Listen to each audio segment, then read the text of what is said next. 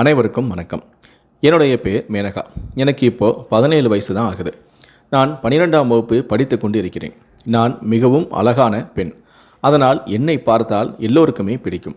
எங்கள் வீட்டில் நான் மட்டும்தான். எனக்கு அப்பா கிடையாது, அம்மா மட்டும்தான். அம்மா அக்கம் பக்கத்தில் கிடைக்கும் வேலைகளை செய்து என்னை வளர்த்தார். எங்கள் வீடு வாடகை வீடு கிடையாது, சொந்த வீடு தான். அதனால் நாங்கள் வாடகை கொடுக்க வேண்டிய அவசியம் இல்லை. என் அம்மா சம்பாதிக்கும் பணம் நாங்கள் வாழ்வதற்கு சரியாக இருக்கும். என் அம்மா சிறு வயதிலிருந்து மிகவும் கஷ்டப்பட்டு வளர்ந்ததால் பணத்தின் மேல் அவளுக்கு அளவு கடந்த ஆசையும் உண்டு. இப்படி இருக்க ஒரு நாள் நான் பள்ளிக்கு சென்று வீட்டுக்கு வந்தேன். அப்போது அங்கு நிறைய பேர் அமர்ந்திருந்தனர். நான் வந்தவுடன் என் அம்மா இவள்தான் என் மகள் மேனகா என அறிமுகப்படுத்தினார். நானும் திடீரென்று ஏன் இவ்வளவு பேர் நம் வீட்டிற்கு வந்துள்ளனர் என்று யோசித்து கொண்டு இருந்தேன். அப்பொழுது என் அம்மா, மேனகா, நீ போய் கை கால் மூஞ்சியெல்லாம் கழுவிட்டு என்னோட மஞ்சள் கலர் சேலையை கட்டிட்டு வா என்றும் கூறினார். உடனே நான் எதுக்கம்மா என்று கேட்க, என் அம்மா நான் சொன்னதை மட்டும் செய் என்று என்னை அனுப்பி வைத்தார். நானும் சென்று அவர் சொன்னபடியே அந்த சேலையை கட்டிக்கொண்டு கொஞ்சம் அலங்காரமும் செய்து கொண்டு அங்கு வந்து நின்றேன். அவர்கள் வீட்டிலிருந்து மொத்தம் 6 பேர் வந்திருந்தார்கள். என்னை வந்து அவர்களுக்கு முன் அமரச் சொன்னார்கள். நானும் அமர்ந்தேன். அதில் 60 வயதுடைய ஒரு அம்மாவும் வந்திருந்தார். அவருடைய பெயர் ராதா. அவர் என்னிடம் அவரது குடும்பத்தை பற்றி ஒவ்வொருவராக சொன்னார். அவருக்கு மொத்தம் 5 பையன்களாம். அனைவரையுமே அறிமுகப்படுத்திவிட்டு, என்னுடைய 2வது பையனுக்கு தான் உன்னை திருமணம் செய்ய பெண் பார்க்க வந்துள்ளோம். அவனுடைய பெயர் லலித் என்றும் கூறினார். அவருடைய மூத்த மகனுடைய பெயர் கேசவன். அவர் அங்கு வரவில்லை.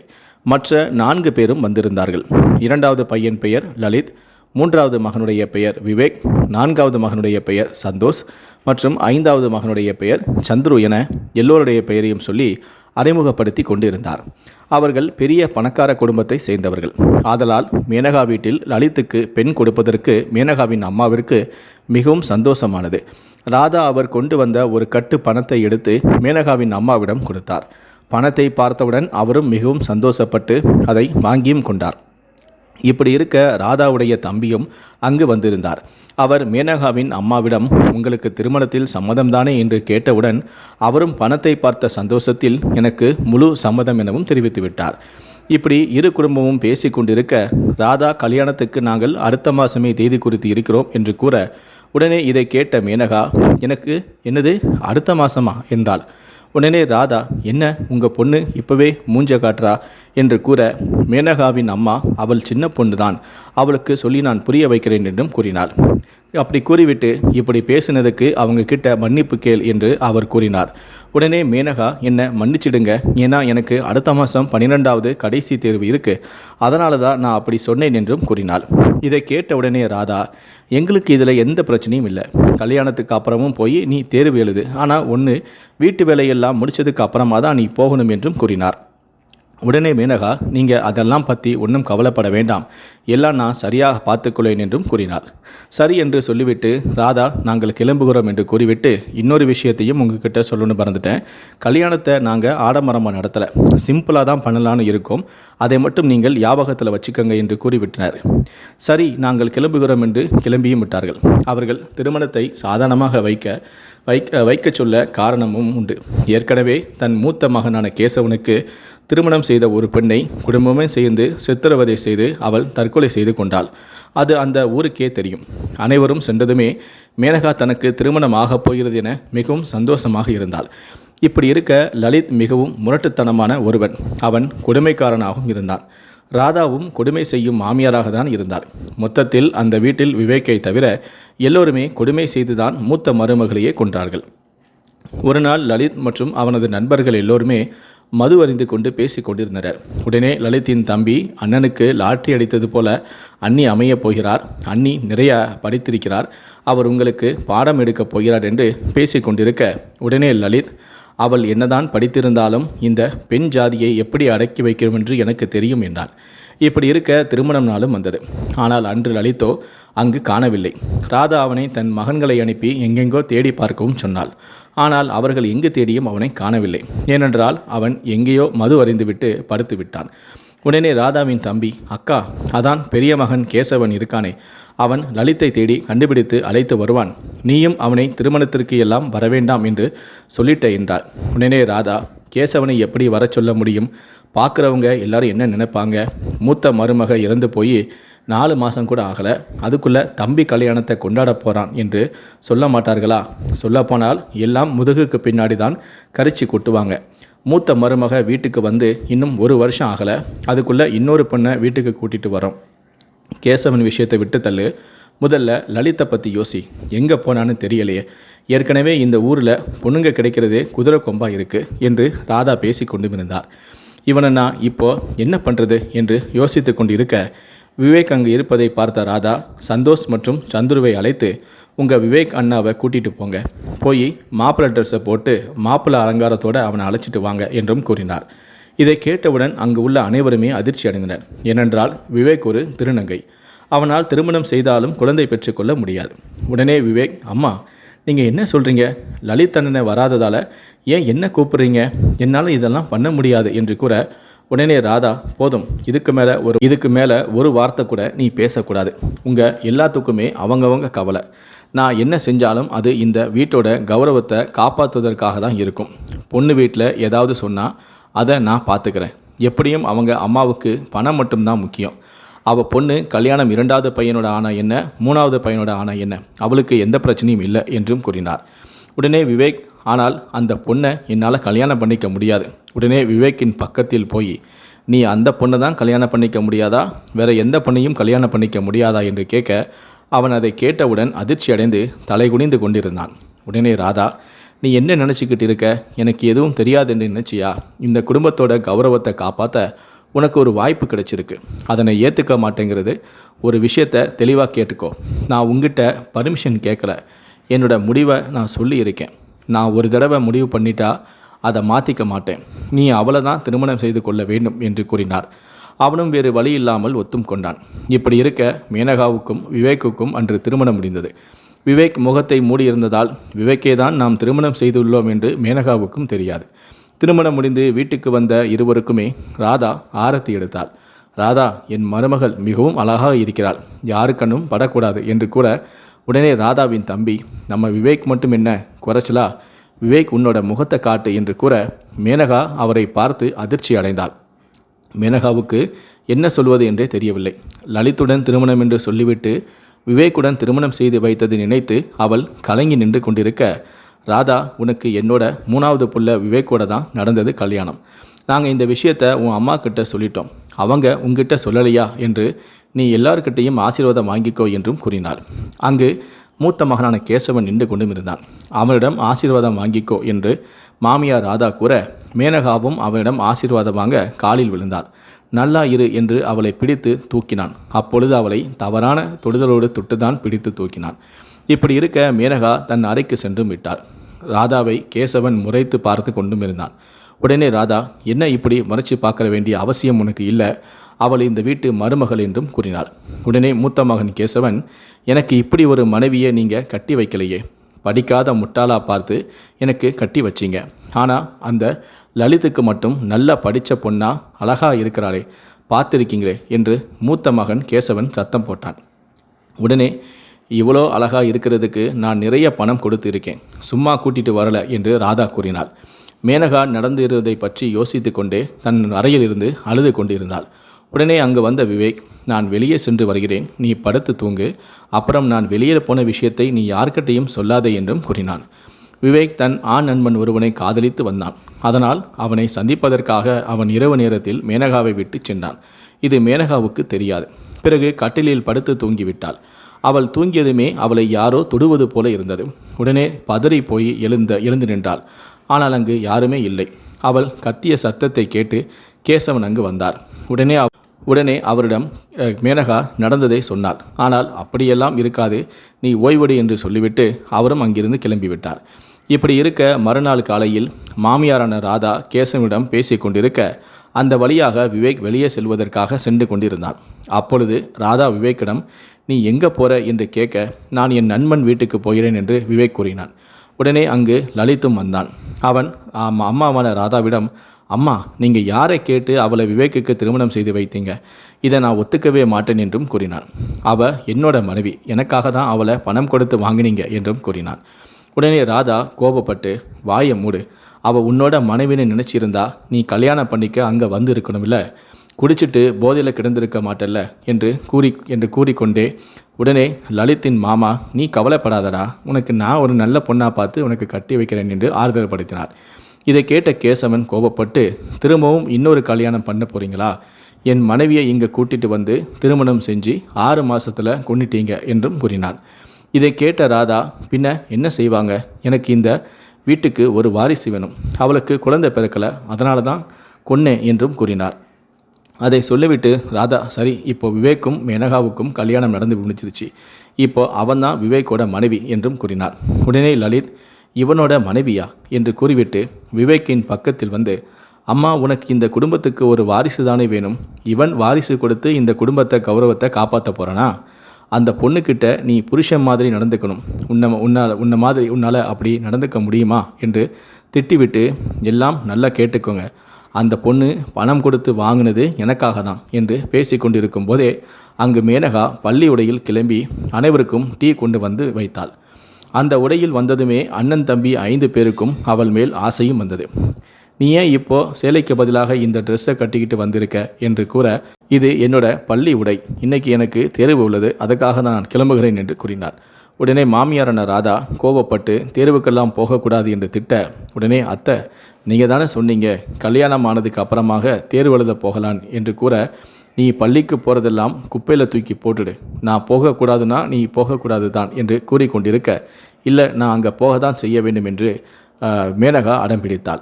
உடனே லலித் அவளை ஓங்கி அறைந்து, எங்கள் அம்மா கிட்ட நாங்களே பேச தயங்குவோம், நீ இப்படி எதிர்த்து பேசுறியா என அடித்தான்.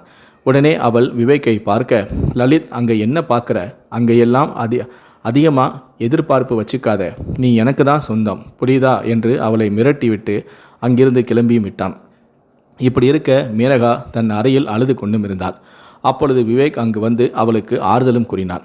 இங்கே பாரு, நீ படிக்க தானே ஆசைப்படுற, நான் உன்னை படிக்க வைக்கிறேன், ஆனால் இந்த விஷயம் யாருக்கும் தெரியக்கூடாது என்று அவளை சமாதானப்படுத்தி கொண்டிருந்தான்.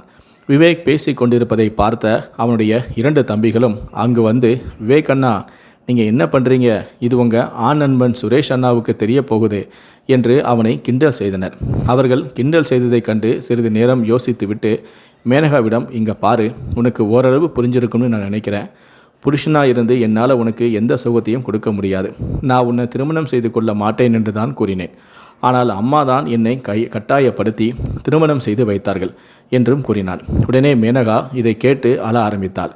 தன் அம்மாவை நினைத்து பணத்திற்காக இப்படி தன் அம்மா நடந்து கொண்டாளே என்றும் அவள் மேல் கோபம்தான் வந்தது மேனகாவுக்கு. இப்படி விவேக் பேசி கொண்டிருப்பதை பார்த்த சந்துருவும் கௌதமும் நேராக தன்னுடைய 2வது அண்ணனான லலித்திடம் சென்று, நீ வாங்கி வச்ச பொருள் இப்படி விவேக்குடன் பேசிக்கொண்டிருக்கு என்று அவனை வெறுப்பேற்றினார்கள். உடனே அங்கு லலித் சென்று, நீ எனக்கு சொந்தமானவள், நீ அவன்கிட்ட பேசக்கூடாது என்று அவளை கட்டாயப்படுத்தி தன்னுடைய இச்சையை அவளிடம் தீர்த்தும் கொண்டாள். அடுத்த நாள் விவேக்கிடம் மேனகா நடந்த அனைத்தையும் கூறி அழுதாள். விவேக் தன் அம்மாவிடம், 2 நாளாக இங்கே என்ன நடக்குது, லலித் இப்படியெல்லாம் செய்கிறானே, நீங்கள் லலித் அண்ணாவை ஏன் திட்டலை, நீங்கள் ஏன் அவரை எதுவும் சொல்ல மாட்டேங்கிறீங்க என்றும் கேட்டான். உடனே அம்மாவான ராதா, லலித்தை நான் ஏன் திட்டணும், நீ என்ன மேனகா கூடவா இருக்க, எப்போ பார்த்தாலும் உன் ஆண் நண்பன் சுரேஷ் கூட தானே இருக்க, எனக்கு இந்த குடும்பத்துக்கு ஒரு வாரிசு வேணும், அவ்வளவுதான், சொல்லு, உன்னால் இந்த பொண்ணு மூலமாக ஒரு வாரிசை கொடுக்க முடியுமா என்று கேட்டார். பார்க்குறவங்க எல்லாரும் கல்யாணம் ஆகி இத்தனை நாளாச்சே, குழந்தையே உண்டாகலை என்று கேட்டால் நான் என்ன பதில் சொல்லுது, சொல்லு, அதனால் என்ன நடக்குமோ அது நடக்கட்டும் என்று கூறி கிளம்பிவிட்டாள். இப்படி இருக்க சின்ன சின்ன விஷயத்துக்கெல்லாம் லலித் மேனகாவை அடித்து துன்புறுத்தவும் ஆரம்பித்தான். அவளை ஒரு பொம்மை போல அனைவரும் நடத்தினார்கள். அவளை துன்புறுத்தியதை பார்த்த கேசவன் அவளுக்கு சமாதானமும் கூறினான். அவளிடம் அக்கறையாக பேசி கொண்டிருந்தான். உடனே அவள், நீங்கள் ரொம்ப நல்லவராக இருக்கீங்க, உங்கள் வாழ்க்கையில் யார் வராங்களோ அவங்க ரொம்ப கொடுத்து வச்சவங்க என்றும் கூறினார். உடனே கேசவன், நீ உன்னோட வாழ்க்கையை பாரு என்று அவளிடம் கூற, என் வாழ்க்கை ஏற்கனவே குட்டிச்சவரானது என்று அழுது கொண்டும் இருந்தாள். உடனே கேசவன் அவள் அழுவதை பார்க்க அவளை சமாதானப்படுத்துவது போல அவனும் அவளை தவறாக தொட்டு கொண்டு இருந்தான். உடனே இதை கவனித்த மேனகா, நீங்கள் என்ன பண்ணுறீங்க என்று அவனை தள்ளியும் விட்டாள். கேசவன் உடனே அங்கு, உன்னை துன்புறுத்திக்கிட்டு இருக்காங்க, ஆனால் நான் உன்னை அன்பாக பார்த்துக்கிறேன், நான் கெட்டவனா என்று கூற, என்ன லலித் கூப்பிட்டாரு, நான் கிளம்புறேன் என்று மேனகா அங்கிருந்து கிளம்ப கேசவன் அவளை அங்கேயே கட்டாயப்படுத்தி தன் ஆசைகளையும் தீர்த்து கொண்டான். இப்படி இருக்க வேலை விஷயமாக வெளியே சென்று வந்த ராதா தன் மருமகள் அறைக்கு சென்று பார்த்தபோது அவள் அங்கு அழுது கொண்டிருந்தாள். அத்தையிடம் கேசவன் இப்படி நடந்து கொண்டதையும் சொல்லியும் அழுதாள். உடனே அவளுடைய அத்தையோ, இப்படியெல்லாம் என்கிட்ட நடிக்காத, நான் உன்னை இந்த வீட்டுக்கு வந்ததிலிருந்தே பார்த்துக்கிட்டு தான் இருக்கேன், நீ கேசவன் மேலே ஒரு கண்ணு வச்சுக்கிட்டு இருக்க என்று கூற, உடனே மேனகா, அத்தை நீங்கள் என்ன பேசுகிறீங்க, அவர் என் அண்ணன் மாதிரி என்றும் கூறினாள். சரி, நடந்தது நடந்து போச்சு, ஒரு விஷயத்தை நீ ஞாபகம் வச்சுக்கோ, இந்த விஷயம் வீட்டை தாண்டி வெளியே போகக்கூடாது என்று அவளை மிரட்டிவிட்டும் சென்றார். அவளும் என்ன சொல்வதை என்று தெரியாமல் தன் அறையிலேயே கதறி அழ ஆரம்பித்தாள். இப்படி இருக்க அடுத்த நாள் மேனகாவுடைய அறைக்கு சென்ற கேசவன், தான் செய்தது தவறுதான், எனக்கு அப்போவே புரிஞ்சிருச்சு, என் மூளையும் கெட்டு போயிடுச்சு, நான் என்ன செஞ்சேன்னு எனக்கே தெரியலை, உன் அழகை பார்த்து நான் மயங்கிட்டேன், அதனால தான் அப்படி நடந்துக்கிட்டேன், என்னை மன்னிச்சிடு மேனகா என்றும் கூறினான். மேனகா, உங்களை நான் எப்படி மன்னிக்க முடியும், நீங்கள் செஞ்சது ரொம்ப தப்பு என்று கூறிவிட்டு கிளம்பினாள். உடனே அங்கு வந்த லலித் இருவரும் கேசி கொண்டிருப்பதை பார்த்து கேசவனின் சட்டையை பிடித்து, உனக்கு எவ்வளவு தைரியம் என்றும் தன் அம்மாவான ராதாவிடம் இழுத்து சென்று, என் மனைவியை தொடுறதுக்கு உனக்கு எவ்வளவு தைரியம் என்றும் திட்டினான். உடனே கேசவன், அவள் உன்னுடைய மனைவி கிடையாது, அவள் விவேக்குடைய மனைவி என்று கூற, இப்படி அங்கு இருவருமே சண்டை போட்டு கொண்டிருந்தனர். உடனே ராதா மேனகாவை கூப்பிட்டு, ஏண்டி இங்கே வந்து நீ யார் என்று காட்டிட்டல, அண்ணன் தம்பிக்குள்ள சண்டையை உண்டாக்கிட்டல, நான் சொல்கிறத கவனமாக கேளு, இதுக்கப்புறம் நான் என்ன சொல்கிறேனோ அப்படி தான் நீ நடக்கணும் என்று ராதா ஒரு முடிவு செய்தாள். தன்னுடைய 5 மகன்களையும் அழைத்து, எல்லோரும் கேட்டுக்கங்க, இனிமே இவள் உங்கள் 5 பேரோட மனைவி. உடனே லலித், என்னம்மா சொல்கிறீங்க என்று கேட்க, விவேக் கல்யாணம் பொண்ணு உங்ககிட்ட ஒப்படைச்சேன், ஆனால் இதுவரைக்கும் இந்த வீட்டுக்கு ஒரு வாரிசு வரலை, இதுக்கு மேலே யாரும் பேசக்கூடாது, நான் சொல்கிறது தான் முடிவு, வாரத்துக்கு இந்த பொண்ணு 5 நாட்களில் ஒவ்வொரு நாளும் ஒவ்வொருத்தனுக்கு மனைவியாக இருக்கணும், இதுதான் என்னோட முடிவு என்று கூறிவிட்டு அவர்கள் ஒவ்வொருத்தர் கையிலும் ஒரு தாலியை கொடுத்து கட்டச் சொன்னாள். அவள் மனம் உடைந்து போய் பொம்மை போல நின்று கொண்டிருக்க அனைவருமே அவள் கழுத்தில் தாலி கட்டினார்கள். இப்படி இருக்க லலித் அவளை அழைத்து அவளுடைய கையை கட்டி போட்டு, நாளைக்கு நீ கேசவன்கிட்ட போகலை, இப்படி அடி வாங்கின உடம்பை வச்சுக்கிட்டு நாளைக்கு அவனோட முதலிரவு கொண்டாடுவேன்னு பார்க்குறேன் என்று மிருகம் போல அவளை அடித்து கொண்டும் இருந்தான். அடுத்த நாள் வலி தாங்க முடியாமல் அவள் இருக்க கேசவன் அங்கு வந்து அவளை சமாதானப்படுத்துவது போல அவள் வலியை கூட பார்க்காமல் அவளுடன் தனிமையிலும் இருந்தான். இப்படி விவேக்கை தவிர மற்ற 4 பேருமே அவளை கொடுமைப்படுத்தினார்கள். மறுநாள் விவேக் மற்றும் மேனகா பேசி கொண்டிருக்க அவனுக்கு சுரேஷ் காலும் செய்தான். அதை பார்த்த மேனகா, நீங்கள் போங்க, நான் யாருக்கிட்டையும் எதுவும் சொல்ல மாட்டேன், அவர் உங்களுக்காக காத்துக்கிட்டு இருப்பார் என அவனை அனுப்பியும் வைத்தாள். அடுத்த நாள் மேனகாவிற்கு உடல்நிலை சரியில்லாமல் அவள் இரும்பிக் கொண்டே இருந்தாள். அவளை யாருமே கண்டுகொள்ளவும் இல்லை. விவேக் மட்டும் வா மருத்துவமனைக்கு செல்லலாம் என அழைத்து சென்றான். உடனே ராதா அவர்களை தடுத்து, இருமல் தானே, அது சரியாகிவிடும், மருத்துவமனைக்கெல்லாம் அழைத்து செல்ல வேண்டாம் என்றும் அவசியமில்லை என்றும் தடுத்தாள். அதை கேட்காத விவேக்கோ, நீ வா மேனகா என்று அவளை அழைத்தும் சென்றான். ரொம்ப நேரம் ஆகி இருவருமே வீட்டுக்கு வரவில்லை. தம்பியிடம் இவ்வளவு நேரம் ஆகிவிட்டதே, எங்கே ஊர் சுற்றிக்கிட்டு இருக்காங்கன்னு தெரியலே என்று சொல்லி கொண்டிருக்கும் போது அங்கு இருவரும் வந்தார்கள். மேனகாவுக்கு கொஞ்சம் டெஸ்ட் எல்லாம் பண்ண வேண்டியது இருக்குது என்று விவேக் கூற, பார்த்தா நல்லா தானே இருக்கா, அப்புறம் ஏன் இவளுக்கு டெஸ்ட் எல்லாம் பண்ணணும் என்று ராதா கூறினாள். உடனே விவேக், மேனகா அம்மாவாக போறா என்றும் கூறினாள். அதை கேட்டதுமே ராதா மிகவும் சந்தோஷப்பட்டாள். உடனே மேனகா தன் கையில் இருந்த ஒரு பேப்பரை காண்பித்து, அத்தை இது ஒரு படிவம் என்றும் கொடுத்தாள். உடனே அதை வாங்கி பார்த்த ராதா, இது என்ன என்று கேட்க, இதில் குழந்தையோட அப்பா பேர் எழுதணும், யாரோட பேரை எழுதுறது அத்தை என்று மேனகா கேட்டாள். உடனே ராதா என்ன சொல்வது என்று தெரியாமல் சிறிது நேரம் யோசித்துவிட்டு இதில் என்ன இருக்குது, முட்டாள் மாதிரி கேள்வி கேட்காத, தெரிஞ்ச விஷயம்தானே, முதல்ல ஆண் குழந்தை பிறந்தா அது கேசவனுடையது, 2வது பிறக்கும் குழந்தை லலித்துடையது, இப்படி அடுத்தடுத்து பிறக்கும் குழந்தைகள் அவர்களுடையது என கூறிவிட்டு அங்கிருந்து சென்று விட்டாள். இப்படியே பல மாதங்கள் அவள் பல சித்திரவதைகளை அவர்களிடமிருந்து அனுபவித்து வந்தாள். இப்படி இருக்க மேனகாவிற்கு குழந்தையும் பிறந்தது. அனைவருமே சந்தோஷத்துடன் இருந்தனர். மருத்துவமனையில் என் பையனுடைய முகத்தை காட்டுங்கள் என கேசவன் வந்து பார்த்து கொண்டும் இருந்தான். உடனே அங்கு பணிபுரிந்த நர்ஸோ, பையன் கிடையாது, லட்சுமி வந்து இருக்கிறாள் என்று கூறியதுமே அவர்கள் அனைவருமே அதிர்ச்சி அடைந்தனர். உடனே லலித் கேசவனிடம், என்னாச்சு அண்ணா, ரொம்ப துள்ளிக்கிட்டு இருந்த, பையன் பிறப்பான், நான் தான் பையனுக்கு அப்பாவாக போகிறேன்னு, நீ பிறந்திருக்க இந்த பொண்ணுக்கு தான் அப்பா என்று கூறிவிட்டு அங்கிருந்து அனைவருமே சென்று விட்டனர். ஆனால் அங்கே விவேக் மட்டும் அவளுடன் இருந்தான். இப்படி இருக்க தன் வீட்டிற்கு வந்த மேனகா எப்பவும் போல வாழ்க்கையை நடத்தி வந்தாள். ஒரு நாள் தன் மகளை உறங்க வைத்துவிட்டு சமைத்து கொண்டிருந்தாள். அப்பொழுது தன் பிஞ்சு குழந்தை கதறி அழுததை, ஆனால் அதை யாருமே கண்டுகொள்ளவும் இல்லை. உடனே மேனகா குழந்தையை தூக்கி, அத்தை, இவ்வளோ நேரமாக குழந்தையை அழுது, என்னன்னு பார்த்தீங்களாமே என்று கேட்க, குழந்தை அழுகிறதுக்கு நான் எதுவும் பண்ண முடியாது, இதை பார்க்குறத விட்டுட்டு அடுத்த குழந்தையை ரெடி பண்ணு என்று கூறிவிட்டு அவள் கிளம்பிவிட்டாள். அப்படி இருக்க லலித் மற்றும் ராதா இருவருமே மாடியில் அமர்ந்திருந்தனர். ராதா லலித்திடம், மேனகா இப்படி பெண் குழந்தையை பெற்று என் கனவுல மண்ணள்ளி போட்டுட்டாலே, பத்தாதைக்கு அதை வளர்க்குறதுக்கு நிறைய செலவாகும் என்று கூறிக்கொண்டிருக்க, உடனே லலித் ஒரு மருந்தை காண்பித்து, இந்த மருந்தை பாலில் கலந்து குழந்தைக்கு கொடுத்தால் குழந்தை ஒரு வாரம் முடியாதது போல் இறந்துவிடும். பிறகு அந்த விஷயம் யாருக்குமே தெரியாது என்று பாலை எடுத்து கலந்து கொண்டிருந்தார்கள். இதை விவேக் பார்த்து விட்டான். உடனே மேனகாவிடம் சென்று, நீ உன் குழந்தையை அழைத்து கொண்டு இங்கிருந்து கிளம்பிவிடு, உன் குழந்தைக்கு மருந்து கொடுத்து அதை கொல்ல பார்க்கிறார்கள் என்றும் கூறினான். இதை கேட்டு அவளும் வீட்டை விட்டு தப்பித்து செல்ல ஓடினாள். அவள் ஓடுவதற்குள் அவர்கள் அவளை பிடித்தும் விட்டார்கள். விவேக் முன்பே காவலர்களுக்கு கால் செய்து வரவழைத்திருந்தான். அவர்கள் அவளை சித்திரவதை செய்யும் முன்பே காவலர்கள் வந்துவிட்டார்கள். அவர்கள் வந்தவுடன் நடந்த அத்தனையுமே கூறிவிட்டு, ராதாவிடம், நீங்கள் எல்லாம் சேர்ந்து என்னை சித்திரவதை பண்ணீங்க, அதையெல்லாம் நான் தாங்கிக்கிட்டேன். ஆனால் என் குழந்தைய கொல்ல பார்க்குறீங்களே, நீங்களும் ஒரு பொம்பளை தானே, உங்களை மாதிரி பொம்பளைங்களால் என்னை மாதிரி ஒரு பொண்ணை வாழ விடாமல் ஒரு பொருளை மாதிரி பார்க்குறீங்களே, நான் என்ன குழந்தை பெற்று கொடுக்குற மிஷின் இல்லை, நான் இன்னும் பொம்மையும் இல்லை, நீங்கள் சொல்கிற வாழ்க்கையை வாழ என்னைய தயவு செஞ்சு நல்லா வாழ விடுங்க என்று காவலிடம் அனைவரையும் அழைத்து செல்லுங்கள் என்றும் கூறினாள்.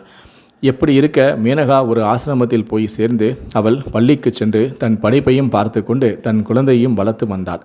பணத்திற்காக அவளை தன் அம்மாவே இப்படிப்பட்ட வாழ்க்கையில் தள்ளிவிட்டாளே என்று தினமிதம் நினைத்து கண்ணீரும் வடித்து வந்தாள்.